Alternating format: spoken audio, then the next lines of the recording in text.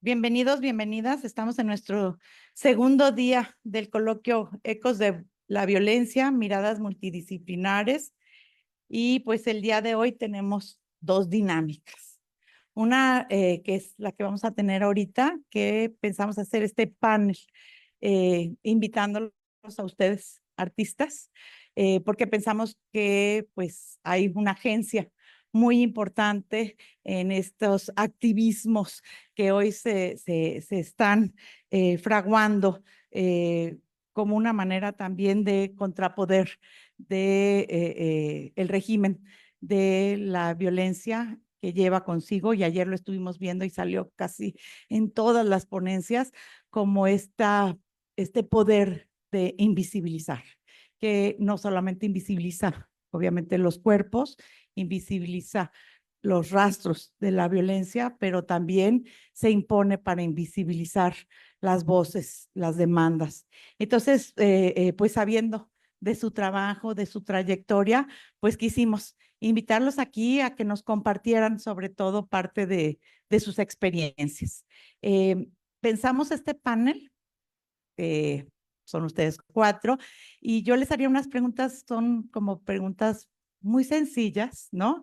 Para que ustedes nos platiquen, y haríamos como una ronda, cuatro rondas con las cuatro preguntas de respuestas. Tratemos de que no sean respuestas de media hora, sino realmente más o menos breves para que todos puedan hablar y oírnos. Y final, pues tendremos una ronda de comentarios, preguntas, de diálogo con el público. Entonces, si están listos, pues empezamos. Bueno, voy a presentar primero, ¿verdad? Perdón, tenemos aquí en este panel, a ver dónde estoy yo. Acá está. Tenemos como invitadas a Isabel López, ella es del colectivo Hilos. Está también Claudia Rodríguez, también del colectivo Hilos. Incluso ayer, no sé si recuerdan que platicaron de este colectivo de Hilos en la ponencia de Alina. Está aquí Carlos Valencia, que, bueno, él tiene mucho que platicar sobre la intervención y la transformación de la Glorieta de los Niños Héroes en la hoy Glorieta de las y los desaparecidos. Y también tenemos a Miriam Araceli Rodríguez, que ella viene de este colectivo Poder Blando. ¿No es colectivo? Es una, perdón, fue la exposición Poder Blando. Muy bien. Pues la primera pregunta es, de alguna manera ya está dicha, pero es preguntarles qué les ha motivado a hacer este arte, que es un arte comprometido con los sufrimientos y los problemas de la violencia. ¿Cómo es, de alguna manera, que se dio ese cambio en ustedes, o qué les provocó tomar, digamos, este camino? Sí. Pues fue una necesidad de responder o de intervenir de algún modo en la realidad, ¿no? Nosotros como colectiva nos planteamos que queríamos apoyar a los familiares de los desaparecidos porque pues es una realidad muy dura, se sienten muy solos, está muy invisibilizada su movimiento, ¿no? Y entonces fue lo primero que nos planteamos. Ya habíamos hecho otras cosas, otros proyectos antes, y nos reunimos con alguna de las asociaciones para ver cómo podíamos apoyarlos y que nos contaran sus experiencias, ¿no? Y nos comentaron pues algunas situaciones difíciles que vivieron, por ejemplo, en una ocasión que estuvieron en Zapopan hablando del tema y nadie se acercaba. Y cuando ya se iban, hubo gente que se acercó y no se acercaban por miedo, ¿no? Entonces nos planteamos un proyecto que fuera, es decir, cómo les ayudamos, ¿no? Y casualmente a Claudia le habían regalado media tonelada de hilo de yute de Bangladesh y había hilo rojo, ya habíamos usado otros hilos en otros proyectos y dijimos, pues vamos a hacer un tejido con ese hilo rojo. ¿Y por qué vamos a hacer este tejido? Pues va a ser un símbolo de cómo la sociedad puede entretejerse y reconstruir ese tejido social que está tan roto, ¿no? Porque cómo en una plaza pública te sientes tan vulnerable y en riesgo como se siente estas personas cada vez que se mueven para denunciar la situación que están viviendo, ¿no? Entonces, fundamentalmente fue eso, el entretejernos, el reconstruir en cierto modo ese tejido social y ser una voz más, pero una voz diferente, una actividad diferente, que se sintiera menos violenta y que fuera muy participativa. A mí lo que me gusta mucho de este proyecto es que es un proyecto de arte participativo porque todo el mundo interviene, ¿no? Yo destacaría eso. Bueno, y agregando un poco a lo que dice Isabel, es rojo porque visibiliza también la sangre derramada, ¿no? Es como una metáfora de la sangre, por un lado, derramada por las violencias, y por otro lado también es como esta forma de construirnos y transformarnos como cuerpo social que somos. Y otra cosa que a mí me gustaría resaltar del proyecto es que es a través del arte, porque creemos que el arte tiene esta capacidad como de transformar lo negativo en positivo y de ser algo no amenazante. O sea, son temas tan difíciles que nos afectan de tantas maneras que es muy difícil hablar de ello, ¿no? Desapariciones, feminicidios, nadie quiere hablar de esto. Entonces, hacerlo a través del arte es algo que nos posibilita acercarnos, ser empáticos, solidarios y que no es amenazante, o sea, estamos tejiendo, pues, entonces no nos sentimos en riesgo y eso ha sido una de las cosas más importantes de que sea a través de un proyecto artístico, además de que, como dice Isabel, es participativo y es una, pues como una utopía de lo que somos como sociedad, ¿no? Porque somos un tejido, somos un sistema que nos afectamos y eso es como muy claro en este proyecto. Y porque también nos interesa escuchar otras historias a la hora de tejer, estamos hablando, estamos compartiendo, además de sanador, estamos haciendo y construyendo nuevas narrativas y creemos que esa es una manera muy importante para la transformación social, generar una calidad nueva de pensamiento y de cómo nos contamos las cosas y cómo podemos contarlas también, ¿no? Para cambiar estas narrativas y a transformarnos personalmente y como sociedad. Ujú. Bueno, por mi parte, el libro de Poder Blando, surge de una manera muy genuina en la que una amiga y yo, hicimos como una exposición con ilustradores y artistas para que nos dieran su obra y nosotros venderlo y ayudar a alguna causa. Entonces mi amiga fue como, vamos a ayudar a un colectivo de familiares desaparecidos. Y el único que nos contestó fue Fundec. Entonces los ayudamos, era en pandemia y mi amiga no pudo ir a esa presentación, a esa exposición, y fui yo la que contacté con la señora Guadalupe Aguilar y Lupita Ayala, y después de eso tuve mucho contacto con ellas para entregarles el dinero y todo esto, y Guadalupe Aguilar me decía que ella tenía, o sea, tuvimos muchas pláticas y entre las pláticas me dijo que ella tenía como esta inquietud de hacer un registro de todas las historias que le iban llegando. Y yo le dije ingenuamente que yo la podía ayudar. Y yo creo que hablando de la motivación, yo creo que la motivación es parte fundamental del arte. Y creo que el hacer arte es como un acto de fe, ¿no? Yo también ingenuamente pensé que podía ayudarle a hacer todo esto, ¿no? Y cuando me fui acercando a cada persona que ella me iba diciendo con quién hablar, pues me sobrepasaba esta realidad. Y nada más pude hacer 10 historias muy breves en las que me iba acercando a cada una y cada uno y solo les preguntaba como qué había pasado ese día y me contaban a veces de ese día o me contaban otras cosas y solo serví como escucha. O sea, siento que mis herramientas eran pues mínimas en el caso de hacer entrevistas.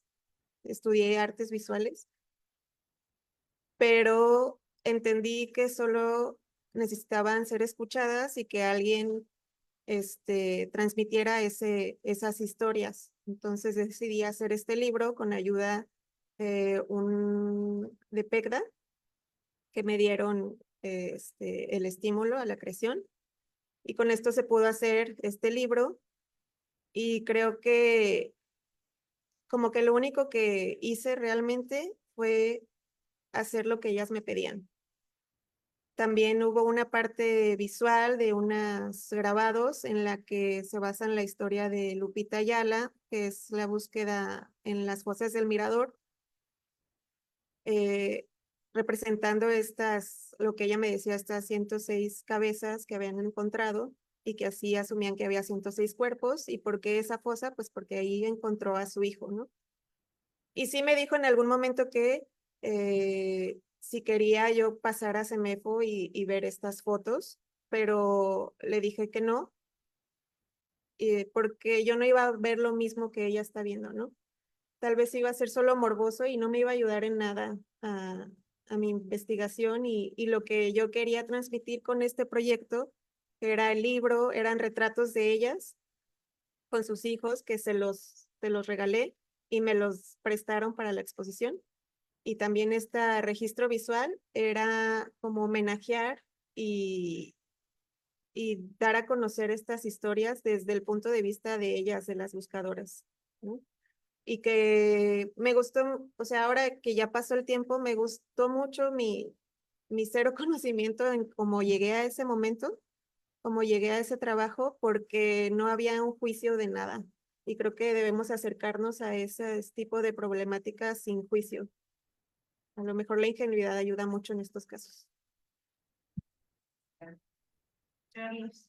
Bueno, hola, buen día. Pues bueno, para mí son dos momentos, ¿no? Primero como estudiante de artes, o sea, en mi formación, siempre me sentía atraído por las estéticas un poquito más oscuras, ¿no? Que exploraban los lados oscuros del ser. Y en mi trabajo personal en general es algo que está ahí. Porque bueno, siempre he creído que, o sea, me gustan estas estéticas que le muestran a la sociedad aquello que no quiere ver, ¿no? Aquello que está invisibilizado justamente, pues, ¿no? Y lo que niegan de sí mismos. Entonces, y sí creo fielmente que, pues eso, como sociedad, si no asumimos nuestra propia parte depredadora, nuestra propia violencia, ¿no? Como individuos, las violencias que ejercemos todos los días, desde las microviolencias, ¿no? Hasta las violencias más grandes, pues no vamos a tener una transformación social, pues, ¿no? Hasta que tener reconocido ese lado, ¿no? A mí un libro que me cambió mucho fue Demian de Hermann Hesse, que justamente habla mucho acerca de eso, ¿no? De esta parte de tener este Dios incompleto que tiene negado este lado oscuro, ¿no? Y que, eh, y pues, ¿qué es eso? Que así como debíamos de tener un culto a Dios, deberíamos de tener un culto a lo oscuro, pues, ¿no? Para tenerlo ahí, presente, pues, ¿no? Y reconocido y asumido. Entonces, como estudiante de artes y como artista, pues me he desarrollado en esa área. Y pues ya la parte que toca, pues bueno, yo fui tocado por esta violencia, ¿no? Directamente. Yo soy profesor de los 3 estudiantes del CAP desaparecidos, eran mis estudiantes. Bueno, son mis estudiantes. Y justamente el día que yo me entero, que los desaparecen, ¿no? Yo estaba hablando del tema de los desaparecidos, ¿no? Como profesor soy alguien que también en la escuela busco que mis estudiantes pues se metan y se informen, ¿no? Y busco estar estimulando el pensamiento crítico, que estén involucrados políticamente, ¿no? Que su arte no sea justo un arte meramente para el entretenimiento, sino un arte con una postura política, ¿no? Con una visión concreta respecto a algún tema. Y estábamos hablando justo del tema de los desaparecidos y entonces uno de mis estudiantes me dice, sí, como nuestro compañero, ¿no? Y yo así como de, ¿cómo? ¿Cuál compañero, no? Y me dice, sí, no, el grandote, el pelirrojo. Y pues claro que me saqué muchísimo de onda y ya, me dice, no sé de qué me están hablando, ¿no? y si el que está circulando ahorita en Facebook. Y entonces ya alguien se acerca y me enseña en el celular y pues vi la foto de Salomón y pues claro que en ese momento me pegó durísimo y pues sí ya pues sí me puse, pues sí, exactamente, ¿no? Esto. Ya después me enteré que iban Marco y Daniel también, ¿no? Que estaban ahí con él. Y bueno, y se da todo este movimiento que pues aquí ustedes ya conocen, ¿no? De ahí en el CAP, ¿no? Decidimos hacer la primera marcha, ¿no? Hacia la glorieta, que la glorieta fue tomada en esa primera ocasión meramente por una cuestión geográfica, porque era el punto como que nos quedaba más cerca de la escuela, ¿no? Donde podíamos visibilizar el asunto, ¿no? Y hacer esta demanda de que nos los devolvieran con vida, pues, ¿no? Ahí a las autoridades y pues sabíamos que en este tipo de casos lo primero que se tenía que hacer es hacerlo lo más público posible, pronto y hacer presión política porque pues era la forma en la que pues sí se garantizar que sí se buscara a nuestros compañeros, pues, ¿no? Y entonces, pues de ahí se hace esta convocatoria a las demás universidades, ¿no? A que se nos unan y se hace una asamblea interuniversitaria y en esa asamblea interuniversitaria, ¿no? Es donde se decide retomar la glorieta y renombrarla, ¿no? Como la glorieta de las y los desaparecidos, pues, ¿no? Ahí es donde se hace. Y hicimos varias intervenciones artísticas a lo largo de 3 años, ¿no?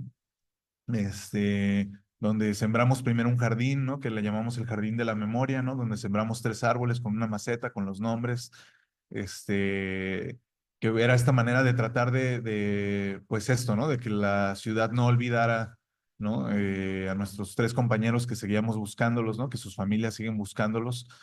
Eh, una vez pintamos unas siluetas, ¿no? Ahí con gis, ¿no? Alrededor de la glorieta.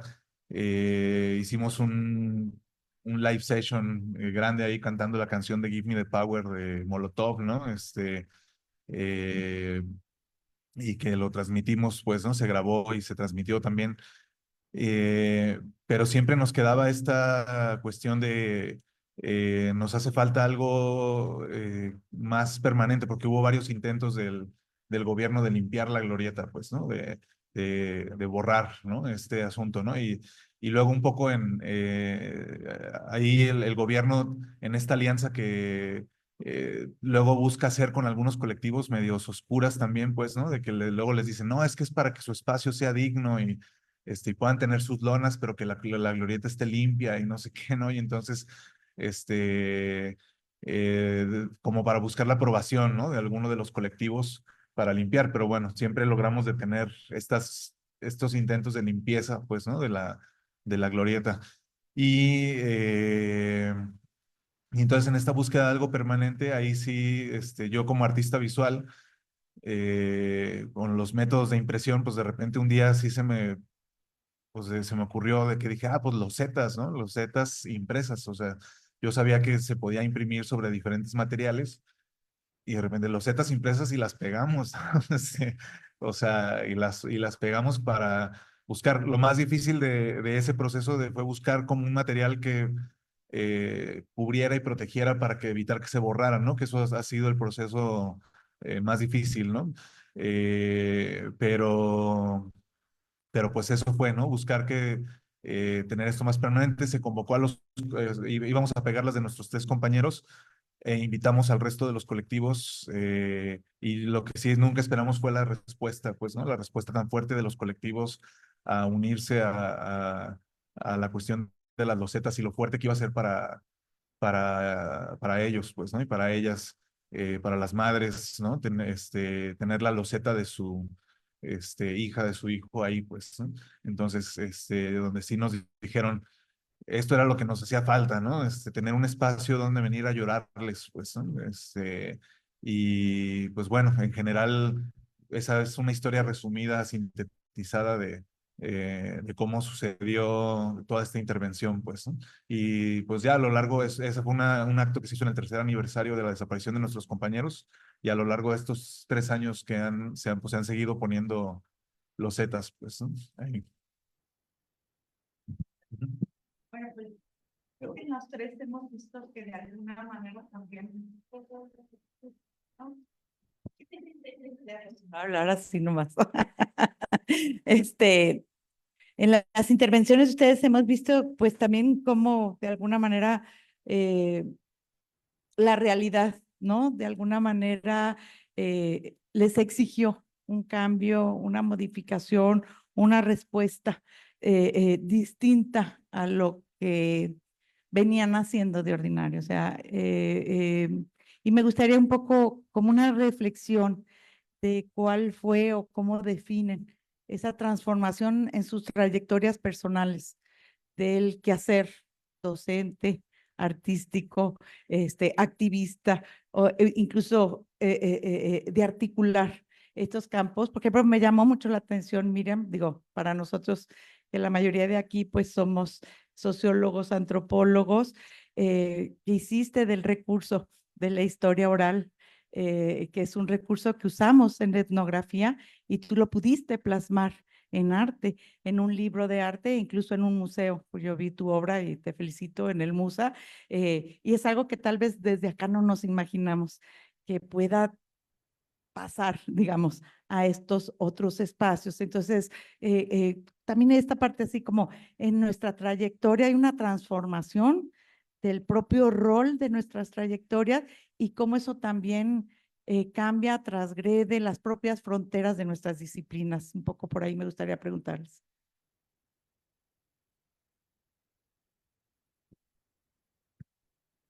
En mi caso, que pues mi trayectoria ha sido más de activista que de artista. El hecho de hacer algo con un lenguaje diferente, con un elemento diferente, como puede ser el hilo, ¿no?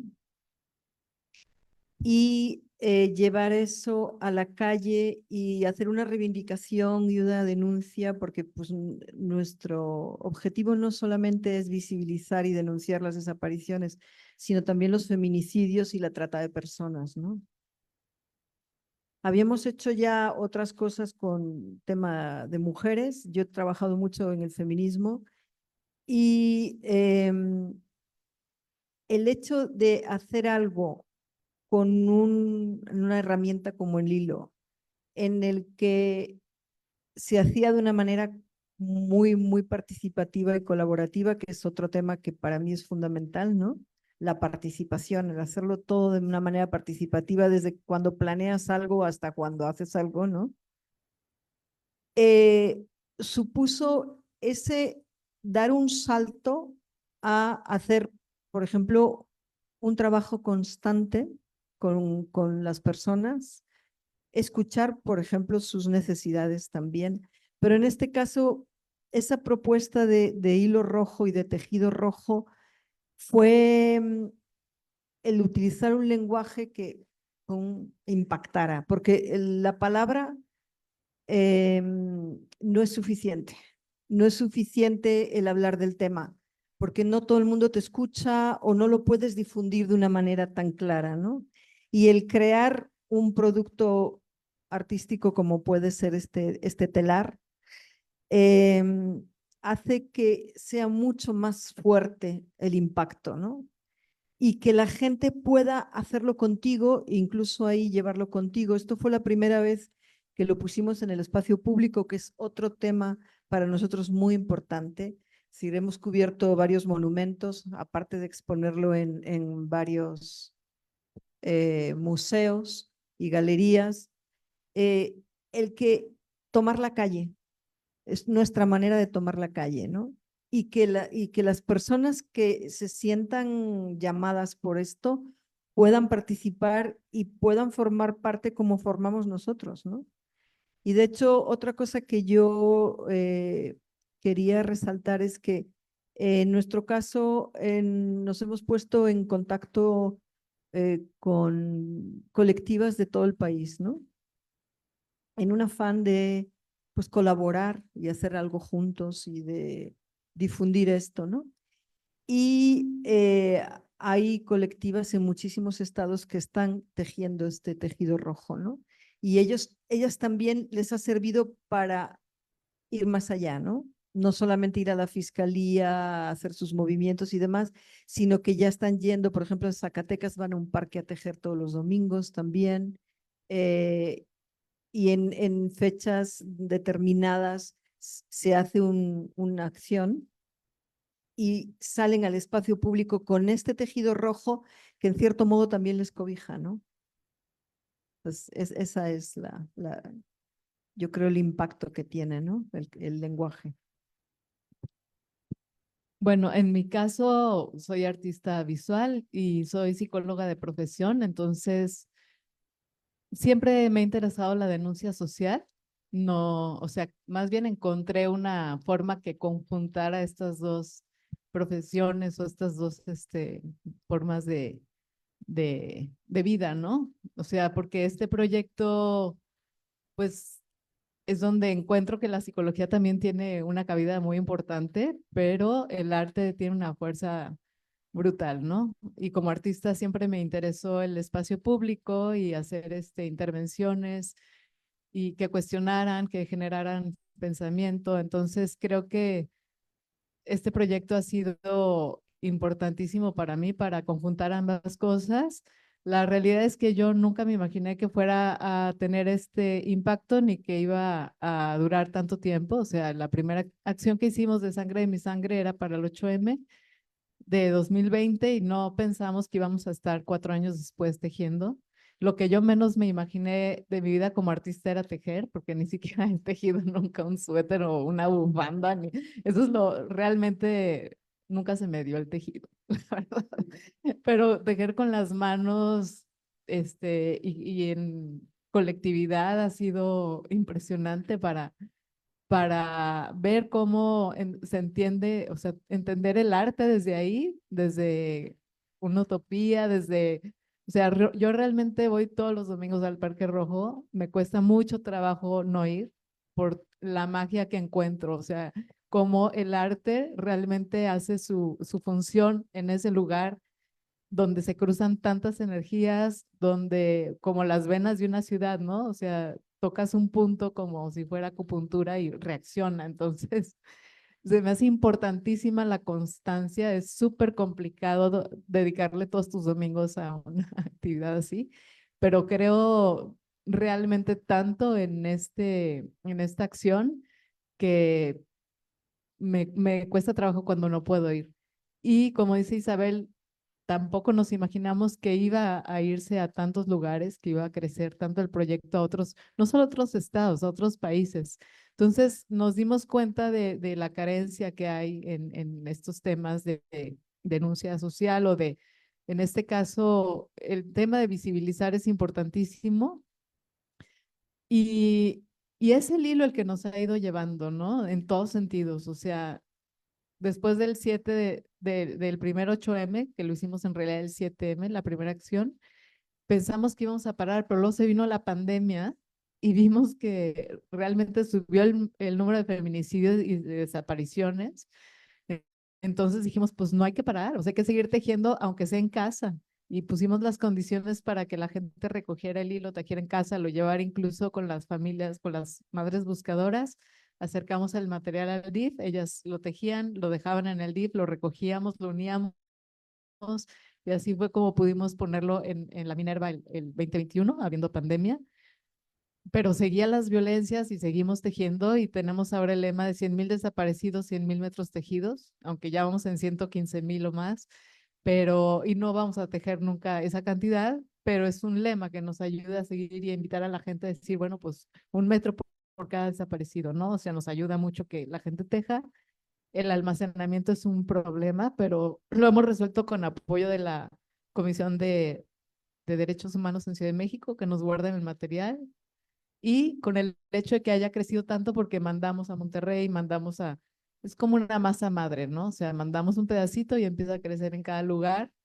Y, y lo que nos sorprende también es que no solamente se han unido países de Latinoamérica con quienes compartimos estas problemáticas y violencias, sino también en Europa. Es increíble, ¿no? Ha crecido en Madrid, hemos estado en Holanda, en Alemania, en Francia, en Italia, Van a tener un gran tejido el 25 de noviembre, están preparándolo en Alemania, Austria y Suiza, de tejido colectivo para denunciar las violencias hacia las mujeres. Entonces, ha sido increíble porque el tejido que estamos haciendo, realmente hay una comunicación, tenemos un chat de estados, un chat de países, y pues ha sido muy interesante, ¿no? Entonces, para mí como artista ha rebasado mis expectativas, la verdad, creo en el poder del arte cada día más. Ujú. Muchas gracias, Claudia. Miriam. Bueno, pues yo vi un trabajo muy personal e íntimo desde mi casa, y pues cómo ha cambiado mi hacer en el arte, pues yo creo que ese fue el primer gran trabajo que tuve y fue una chambota, pues, que si no hubiera tenido a personas como mi asesora Mónica Shida en PECDA, pues no hubiera alcanzado este lugar donde se expuso, que fue en el Museo de Arte de Zapopan, y que también me ayudó mucho Impronta, poniendo dinero para la publicación, y también el museo también puso dinero para la publicación, pues con la finalidad de que con este libro y la venta se recaudara fondos para Fundec, pero pues es que cambia toda la perspectiva, ¿no? También la relación que empecé a hacer con cada una de ellas me llevó a replantearme como, me generó muchos miedos también, y a replantearme mi forma de hacer hacer arte o las prácticas. Y es un momento en que pensé que no iba a llegar a un museo, que es muy bueno porque hay mucho tipo de públicos y llega a más personas, ¿no? Y un libro, pues, solo se hicieron 200 copias, o sea, son pocas, pero tuvo repercusiones más allá del público en general, y creo que las consecuencias que hubo fueron más en cada una de las personas que aparece en el libro, porque se sintieron escuchados y reconocidos, y estar en un libro para ellos y para ellas me han dicho que es pues importante, y que haya un registro de su lucha y de su búsqueda, y que haya un registro también de los rostros de sus familiares puestos en un libro y que estuviera en un museo también les significó mucho. Pero sobre todo, yo creo que no tanto ha habido repercusiones como en el colectivo o hacia más allá de la sociedad, sino en cada uno de ellos. El señor Héctor, por ejemplo, mencionaba que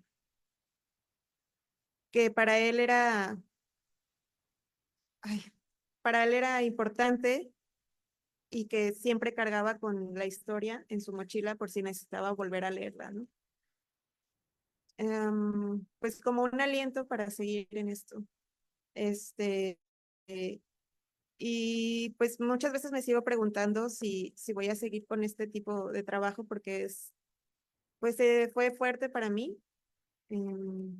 O sea, no me imagino, como les decía Guadalupe Aguilar y a Lupita Ayala, es como, no me ha pasado y ojalá nunca me pase, toco madera, la verdad, porque fue tan íntima la relación que todavía sigo teniendo relación con alguna de ellas. Y ahora que tengo una hija, o tengo como mis miedos se materializan más, entonces no sé si enfrentarme otra vez a este tipo de trabajo, o a lo mejor un trabajo menos 24/7, porque yo me encerraba en mi casa eh, todos los fines de semana a escribir cada historia, a volver a escucharla porque las grababa y tenía que reescribirla y reescribirla, y con esta necesidad de hacerlo perfectamente bien y con todo el respeto, el cuidado, y captando como esa esencia de cada una de las historias. Y también, o sea, después de esto, siento que no puedo irme nada más así como así, desaparecer de sus vidas, pues, porque les debo mucho, porque sí me ayudó mucho en mi carrera como artista, pero sin embargo no sigo haciendo este tipo de trabajo por el momento, y pensé que no iba a tener este tipo de charlas o me iban a invitar a este tipo de charlas porque pensé que ya había terminado, pero si este tipo de cosas que me inviten a estas pláticas me da a entender que tengo que seguir de alguna manera con este trabajo de otras formas, pero tengo que seguir. Muchas gracias, Miriam. Carlos. Sí, pues bueno, para mí sí fue un cambio, bueno, más que cambio, fue como poder ver, ah, o sea, antes tenía esta idea romantizada del arte, ¿no? Eh, no sé cómo decirlo, lo veía, una visión un poco burguesa, lo voy a decir así, ¿no? Eh, de este arte que sí, que tiene un impacto emocional, ¿no? Que va dirigido hacia las personas, etcétera, pero acá me cambió totalmente la perspectiva porque todo el trabajo que se ha hecho en La Glorieta, pues ahora sí, es como poder ver realmente cómo afecta tanto a la sociedad como, por ejemplo, yo lo que no esperaba era este impacto que iba a tener sobre las familias, pues, ¿no? O sea, yo pensaba que para las familias iba a ser algo como ir a poner una lona, ¿no? Y ya, como lo que hacían de poner las lonas. Y sin embargo, se fue convirtiendo en una especie de ritual catártico, donde cuando íbamos a poner las losetas, se gritaba el nombre de la persona, ¿no? 3 veces, y al final se cerraba con un ni uno más y se quebraban, ¿no? Se quebraban las madres, yo me quebraba ahí con ellas, pues, ¿no? Y lo cual, hizo que ese trabajo, fuera muy fuerte. Cada vez que íbamos a instalar, eh, pues yo terminaba desgastadísimo, pues, ¿no? Porque sí, era este acto donde realmente se deja la víscera, pues, ¿no? O sea, decía yo de esta visión de que sí, uno deja la víscera en su arte y no sé qué, pero ahí sí la estábamos dejando de verdad, pues, ¿no? Y entonces, eh, para mí eso, creo que fue lo más fuerte, pues, ¿no? Y cambió mi visión de lo que es esta función social del arte y, y cómo se debe relacionar con sus espectadores este, y pues con las personas a las que les estás hablando, ¿no? Con ese arte. Entonces, porque en este caso el mensaje de la glorieta era principalmente para la sociedad, ¿no? O sea, para que la sociedad no olvidar a nuestros compañeros ni al resto de las y los desaparecidos, ¿no? Que vieran que estaba, de hecho ahí dice lucha y resistencia, ¿no? Búsqueda y resistencia, de que no se olviden de que están ahí, ¿no? Todas estas familias buscando todavía, pues, ¿no? Eh, que también se buscó que fuera este monumento donde también aquellos que se llevaron a nuestros compañeros vieran sus rostros y vieran que no los pudieron desaparecer del todo, pues, ¿no? O sea, que siguen presentes, que de hecho ahora están más presentes que antes incluso, pues, ¿no? Entonces, eh, y, y bueno, y esta parte de donde para las familias se convirtió, o sea, donde se construyó con todas estas manos, pues, ¿no? O sea, que es esta obra colectiva, eh, donde, pues ahora sí que nomás fue poner un poquito, fue nombrar, ¿no? Nombrar es aquello que estaba ahí, eso eh, que digamos, no sé, es que no sé cómo expresarlo, pero eh, aquello que estaba silenciado o intentado silenciar y que de repente cobró esta amplitud, esa potencia, ¿no? Con este hecho de ir a poner las losetas, ¿no? Y que para las familias se convirtió en esto, ¿no? Y ahora traducido también, yo lo veo ahora con el colectivo Luz de Esperanza, que tienen esta lucha con todo lo de sus fichas que van y ponen por todos lados, este, que es lo mismo, pues, ¿no? Y están en esta lucha, resistencia con con el Estado, ¿no? Que sigue tratando de invisibilizar y borrar. Y bueno, y digo, también están ahí varias losetas del colectivo en la Glorieta. Y eso, ¿no? Que también algo que sucedió con la Glorieta, la señora Guadalupe justamente cuando recién las pusimos la primera vez me dijo, no, maestro, pues se logró lo que ningún colectivo había logrado, ¿no? Habernos unidos a todos en una causa común, pues, ¿no? Porque luego entre los colectivos hay muchas diferencias, pues, ¿no? En las formas de búsqueda, en las formas de resistencia, en las formas de cómo se relacionan con el Estado, cómo exigen, cómo demandan, pues, ¿no? Hay diferencias, ¿no? Muy fuertes, que eso el mismo Estado ha hecho para dispersar la fuerza de pues de los colectivos, pues, ¿no? Separándolos. Entonces, y la glorieta se convirtió también en este símbolo de unidad de los colectivos, pues, ¿no? Donde están todos. De hecho, varias veces que llegaban, también a preguntar, ¿quién es el encargado, ¿no? Porque llegaban así, ¿no? ¿Quién es el encargado aquí de este asunto? Y decía una de las madres, dice, no, pues aquí nadie, dice, somos todos. Si usted se fija, en cada una de las losetas están ahí los logos de diferentes colectivos y estamos todos aquí, pues, ¿no? Y entonces, eh, pero bueno, para mí a nivel personal es eso y también ya en lo que respecta a mi arte, yo ahora me he enfocado, ¿no?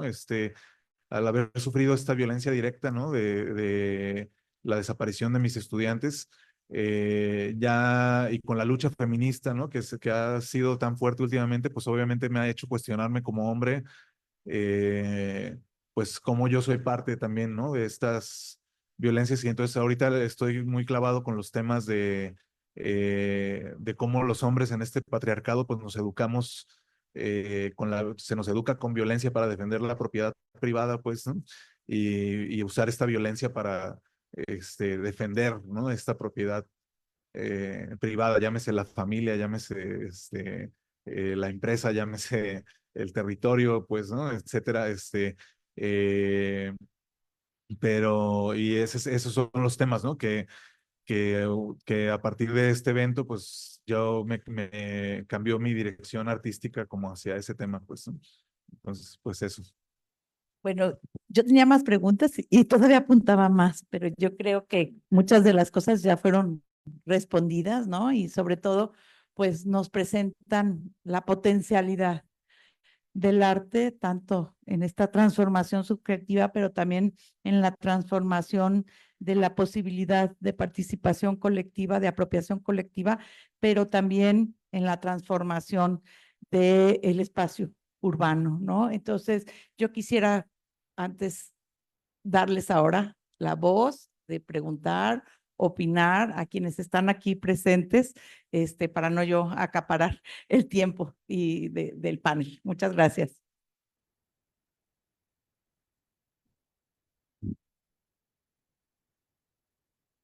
Hola, yo soy Cintia Dávalos, ya conozco a Claudia, a Miriam, bueno, sé que es parte del colectivo, colectiva Hilos, no tenía el gusto, pero mucho gusto. No tenía el gusto tampoco con el maestro Carlos Valencia. Yo estaba interesada en acercarme justamente a Carlos Valencia porque yo estoy haciendo una investigación, una tesis, yo soy restauradora. Eh, Actualmente trabajo en el proyecto de restauración de la cabeza de la madre patria de la Glorieta. Entonces, estamos interesados en acercarnos, contactarnos con los colectivos que tienen ahí manifestado, bueno, su lucha social para entrevistarlos porque queremos que quede registro de lo que ellos piden en este espacio que ha sido resignificado, que ha sido renombrado y que estamos conscientes de la necesidad que hay de intervenir este espacio desde nuestra profesión de una forma integral, porque nosotros nos dedicamos a restaurar la materia, digamos, pero También tenemos esta parte social que inevitablemente tenemos que abordar porque, bueno, este es un espacio complejo que no solamente está además la lucha de los familiares de desaparecidos, familiares y amigos y personas que están interesadas en esta lucha, sino también otras luchas sociales, que ya este espacio tiene una identidad de luchas sociales que se manifiestan ahí. Muchas manifestaciones de últimamente Palestina, bueno, yo tengo registro de todo lo que se ha hecho ahí por mi tesis y bueno, es materialmente muy complejo y pues me interesa acercarme a ti para ver si puedo, por medio de ti, tener contacto con, digo, más amable, digamos, o sea, con los colectivos y yo sé que también hay personas que han puesto sus losetas o sus lonas ahí que no pertenecen a ningún colectivo, entonces queremos llegar a la mayor cantidad posible de personas que están involucrados ahí, los que están interesados, de dejar constancia de que se requiere una intervención integral, porque no se puede quedar ahí nada más en la cuestión material. Ahorita el alcance de este proyecto es muy limitado. Nosotros estamos limitados nada más a esta cuestión emergente porque podían caer pedazos de piedra sobre las personas que van y utilizan este espacio. Entonces, por eso es emergente, pero es hasta ahí y se han acercado a nosotros para hacernos solicitud de, pues, cosas que requieren.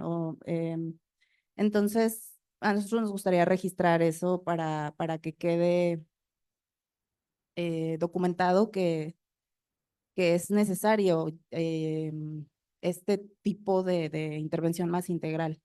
Y bueno, felicidades a todos. Ya conozco su trabajo, ya los había investigado a todos. Entonces, pues, gracias, eso es todo.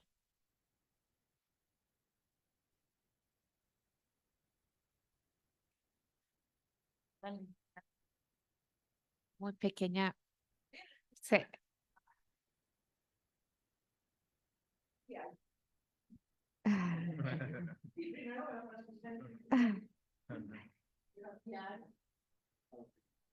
Qué bien. Ay, Carlos. Ay, perdón. Hola, querida. Perdón. ¿Qué tal? Esto no es parte del recording. Le agradezco muchísimo, fue súper interesante oír, también bien duro, y yo no trabajo sobre estas cosas, pero mi respeto.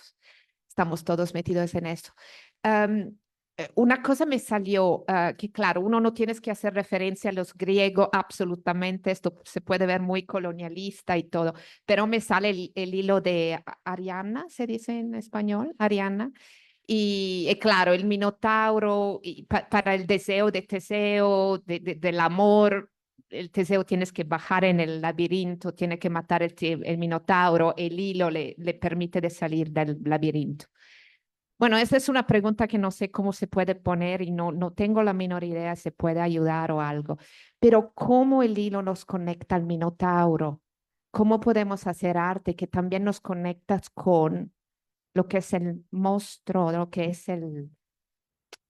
Este es un trabajo fabuloso de conexión con las madres de los desaparecidos, pero ¿cómo podemos utilizar el arte para llegar a la gente que está armando todo eso, ¿no?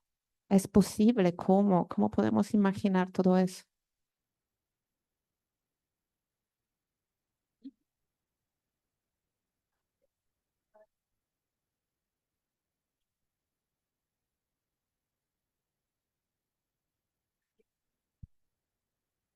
Pues felicidades a las cuatro, los tres proyectos. Sí, sí, creo que sí están marcando una dirección en la que podemos ver cómo el arte empieza a posicionarse fuera de lo que habitualmente conocemos como el mundo del arte, ¿no? Y vamos viendo ahí en esta constelación varios planetas que se atreven como a armar propuestas distintas. Y creo que me gustaría bien poner como en discusión la recepción de su proyecto por personas que no están relacionadas con el tema de la desaparición? O sea, ¿cómo han visto que reacciona la gente al encontrarse tal vez por primera vez con estos temas? Porque bueno, también pienso que esa es como una parte importante de todo el trabajo que están haciendo, porque en el devenir de su obra se va a expander y van a incluirse voces que tal vez como algunos de los que estamos acá, pues por primera vez, ¿no? Nos empezamos a hacer estas preguntas.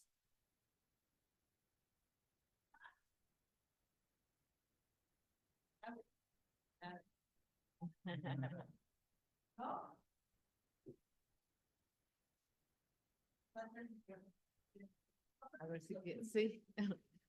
Ay. Bueno, tienen relación un poco las dos preguntas, creo. Este proyecto es relacional, o sea, depende de dónde lo pones. En el caso de Sangre de mi Sangre, es pues lo que te comunica, ¿no?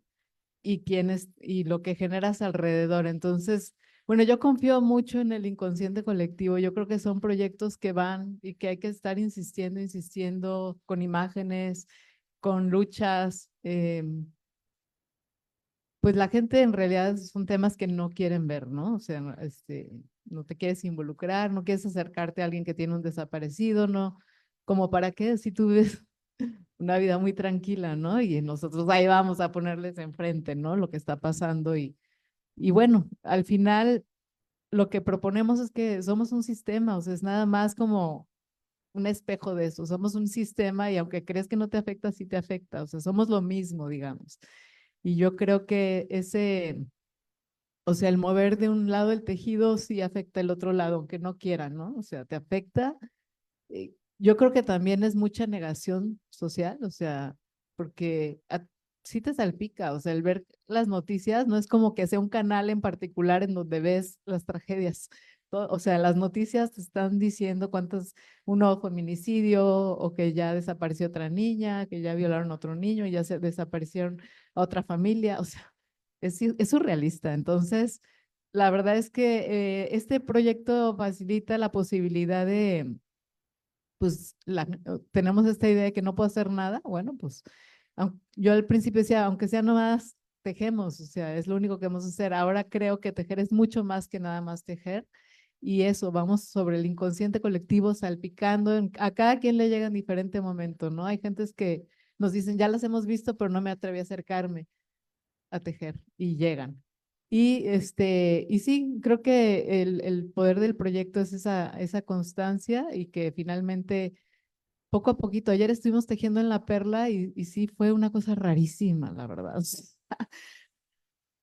Sí, claro, nos invitaron a tejer en el marco del Día Internacional de la Desaparición Forzada. Yo en principio dije, no, es que no tejemos en plazas comerciales, pero después dijimos, bueno, es que las violencias, o sea, ya no respetan las plazas, o sea, se levantan jóvenes ahí, hay balaceras, entonces sí, tejamos ahí, ¿no? Y fue una cosa rarísima, la verdad, o sea, como desoladora porque estás poniendo en el medio de la plaza, o sea, esta sangre derramada, hubo un performance y la gente va con sus bolsas así a lo que va, ¿no? O sea, no es como detenerse y sí, al principio es como, híjole, qué fuerte, pero ahí vamos a estar, no importa, o sea, no importa, vamos a seguirnos poniendo y digo que es relacional porque genera cosas, pero no lo suficiente pero lo pusimos y creo que esa insistencia, por lo menos que se pregunten para qué es esto y genere curiosidad, ya empieza a salpicar un poquito, ¿no? Pero pues sí, vamos a llegarle al Minotauro de alguna manera. Sí, porque lo que tú comentas está muy complicado saber realmente la reacción que causan las personas que causan la violencia, ¿no? Pero en las personas en general es un impacto muy fuerte, ¿no? En una ocasión fue, me parece que en marzo del 2023, que lo pusimos en varias plazas y cuando lo pusimos en la Plaza de la Liberación, ocupaba una parte grande de la plaza, estábamos tejiendo y había gente joven, pues, que pasaba, turistas incluso, ¿no? y gente que pues, las invitas a tejer, te preguntan qué es eso y entonces se quedan muy sorprendidos, ¿no? Y me acuerdo, pasaron 4 jóvenes y yo los invité a tejer y me dijeron, es que estamos aquí paseando, somos de Sinaloa, no sé qué. Y ya habían pasado y de repente una de ellas se da la vuelta y me dice, ¿te puedo abrazar? Le dije, pues sí, me dio un abrazo y se le quebró la voz y le dijo y me dice muchísimas gracias porque yo tengo un familiar desaparecido y nunca había visto una cosa así, ¿no? Entonces, sí es impacto incluso en las mismas madres buscadoras, ¿no? Cuando lo pusimos en el Ángel de la Independencia en México, que reunimos a mujeres de muchos estados, conjuntamos todos los tejidos. Después de todos los eventos hubo una performance también, vino mucha prensa, etcétera. Ellas hablaron y dos mujeres también se me acercaron de Sonora y también me dijeron lo mismo, queremos abrazarte. Y me dicen, ¿ustedes por qué hacen esto, no? Si no tienen desaparecidos en sus familias, afortunadamente, como dice ella, hasta ahora no, pero somos todos muy vulnerables y estamos en riesgo, ¿no? Totalmente. Porque pues en nuestros casos tenemos hijos de 23, 21 años, entonces a cualquier persona le puede pasar, eso para mí está muy claro. Nadie está libre, ¿no? De poder vivir esto. Entonces, ellas estaban muy sorprendidas de por qué nosotros nos estábamos involucrando tanto, ¿no? Porque no están acostumbradas a que la gente reaccione, pero muchas veces yo le decía a Claudia, yo también creo que es una autodefensa, ¿no? La gente le da miedo. No solamente le da miedo, por ejemplo, una de las madres nos decía, me da miedo incluso venir a tejer al parque. Prefiero tejer en casa, ¿no? Es decir, el enfrentar a la gente con un tema tan fuerte y ese tejido cuando lo ponemos, que ya es enorme, ¿no? Con ese color, pues mucha gente se queda, ay, ¿qué es esto, no? Sin embargo, no hemos tenido problemas, siempre nos dan el permiso y eso es como, o sea, es increíble, ¿no? Que nos den los permisos hasta para ponerlo en la Minerva, vaciaron todo la fuente, nos ayudaron de Protección Civil a ponerlo en el Ángel de Independencia. Entonces, eso es un poquito, ¿no? O sea, si es el sistema, hablamos contra el sistema, pero es una necesidad que tienen también de que se hable de los temas y de que la gente no solo, digamos, es culpa del gobierno, sino generemos este tejido social. Por eso es tan amable, ¿no? Y creo que de ahí le vamos llegando, pues. Yo solamente quería comentar que en el caso de la Ciudad de México intentaron convencernos de que no lo pusiéramos ahí, pero dije, pues no, ya está todo el mundo convocado, lo vamos a hacer, ¿no? Y lo hicimos, de hecho nos fuimos tempranísimo para que nadie se instalara, porque dijeron, es que va a haber un evento deportivo. Entonces yo dije, chin, pues si vamos a la hora que pensamos, es posible que esté ocupada. A las 6 de la mañana nos levantamos y nos fuimos a instalar el tejido para ocupar ese espacio público al que tenemos derecho, ¿no?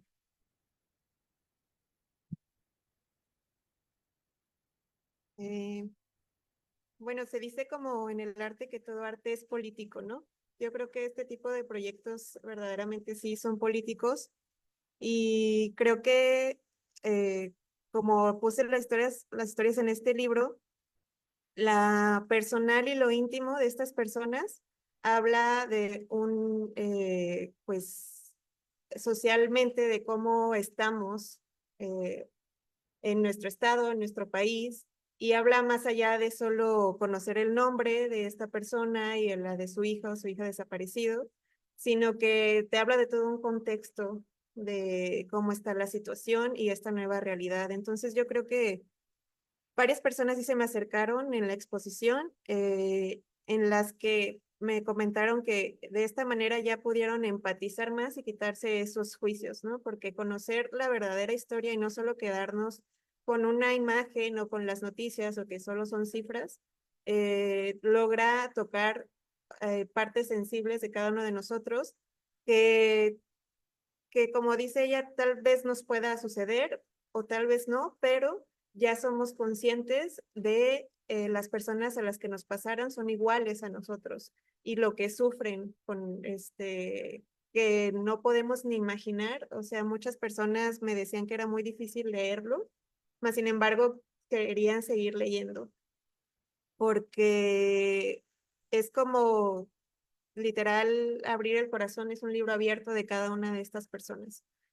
Y creo que ese impacto puede llegar a tener también, o sea, no solo lo dejé en el libro, también hay una página con el mismo nombre, Poder Blando, donde se pueden leer las historias. Y pues es esto, es el impacto que tienen los demás, es la intimidad y empatizar. Bueno, primero, sí, con mucho gusto. Este, eh, y bueno, puedo también ayudarte a tratar de hacer el vínculo con los colectivos. Nada más ahí sí, digo yo desde mi experiencia personal, es difícil para los colectivos y para las familias buscadoras que la gente los busque para investigaciones porque ya no es la primera, pues, ¿no? De repente para ellos, si no es, tienes que tener muy claro que para ellos, si no es algo que les va a ayudar a encontrar a sus hijos o a visibilizar su lucha, no van a estar interesados, pues, ¿no? O sea, porque sí, mucha gente se les acerca, o sea, bueno, ya en la experiencia de los años, ¿no? Porque pues desgraciadamente ya tenemos, pues décadas con este problema y a lo largo de ese tiempo a muchas familias se les han acercado diferentes personas y luego nada más van y les sacan como, es extractivismo, ¿no? Justamente es un extractivismo y que ahí lo sacan para provecho personal y entonces al final no les ayudan en su lucha y eso, pues ellos están como ya muy ariscos, pues, ¿no?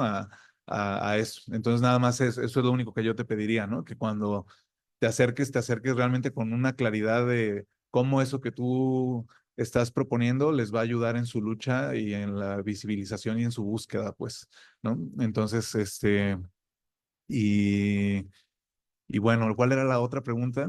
Eh, ¿De cuál era la respuesta que ah, tenía, bueno, no sé, el sí, público, la gente sí, que sí, sí. pasea por ahí o Sí, sí. Ah, pues bueno, la respuesta, bueno, igual, como ya lo mencionaron acá también, pues en este caso, como decíamos, el haber resignificado este espacio, ¿no? De la glorieta, eh, yo creo que en efecto, aunque hay una negación social muy fuerte, ¿no?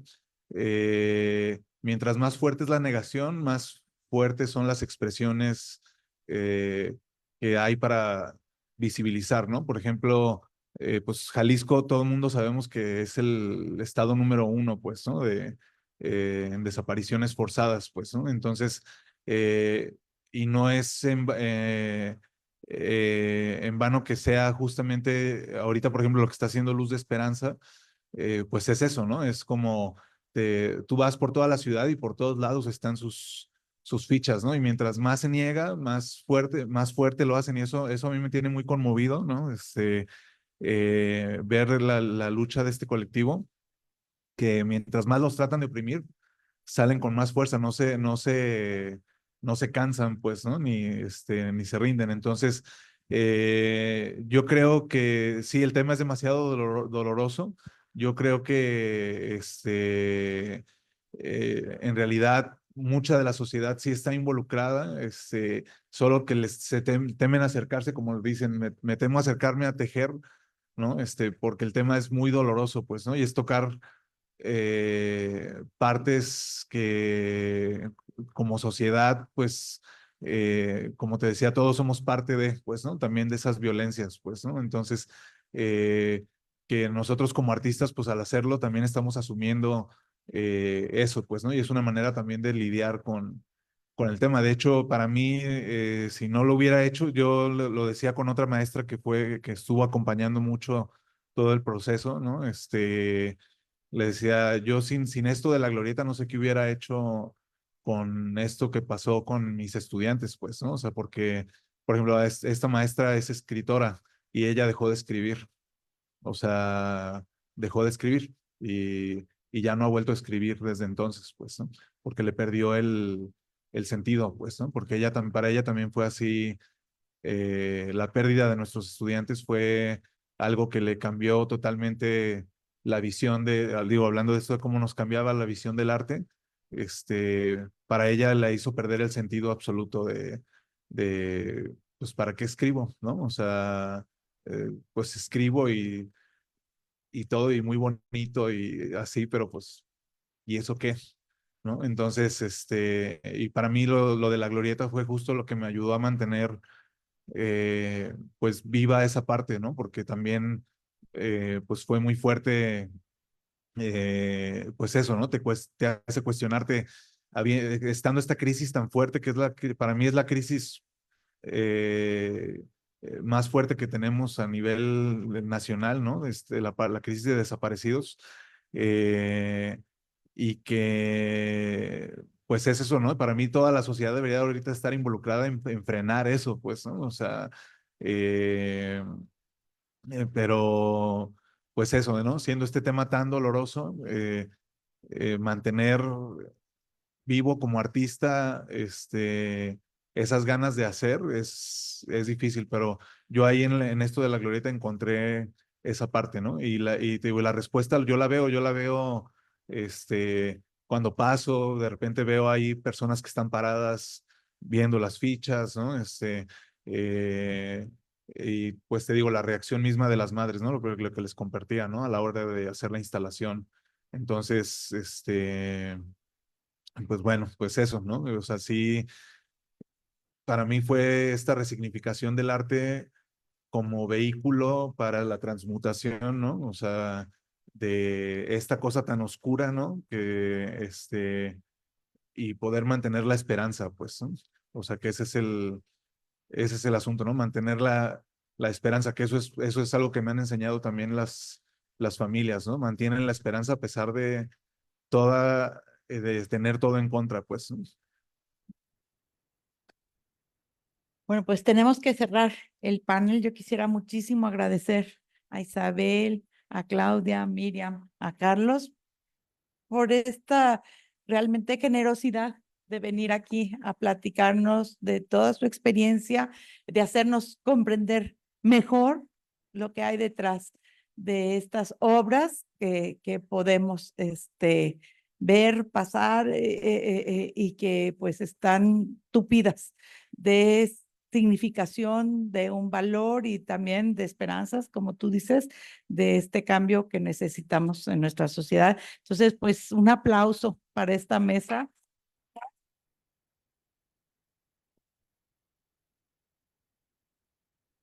Pues hay un comentario en Facebook, lo vamos a hacer rápido porque ya estamos fuera de tiempo, pero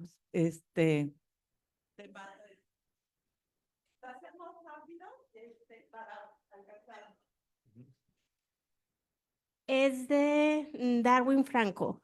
Un saludo a las y el ponente. El trabajo de Claudia y Arcelia es fundamental para la construcción de la memoria social en torno a las violencias y a las desapariciones en México. A Carlos, decirle que fue un ejemplo para sus estudiantes y jugó un papel clave para la apropiación de la glorieta de parte de las familias. Gracias, saludos a Darwin. Saludos, Darwin. Gracias por estar presente también. Bueno, pues los invitamos a tomar un café. Hay galletitas, hay poquita fruta y algo. Y volvemos, si les parecen, 15 minutos para reanudar esta sesión. Muchas gracias.